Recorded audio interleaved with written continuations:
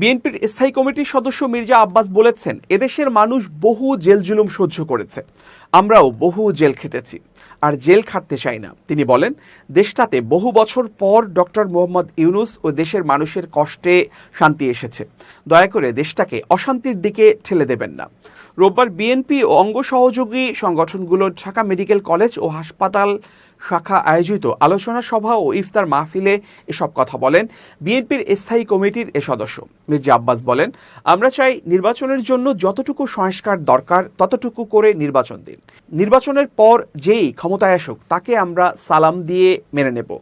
কোনো অনির্বাচিত সরকারের ব্যক্তির কোনো কথা আমরা মেনে নেব না। তিনি বলেন, নির্বাচন নিয়ে বহু কথা শুনেছি, আমরা কোনো কিছুই বিশ্বাস করতে চাই না। আমরা বিশ্বাস রাখতে চাই ডক্টর ইউনূস যে কথা বলেছেন তার কথা তিনি রাখবেন। আশা করছি ডিসেম্বরের মধ্যে একটা নির্বাচন পাবো।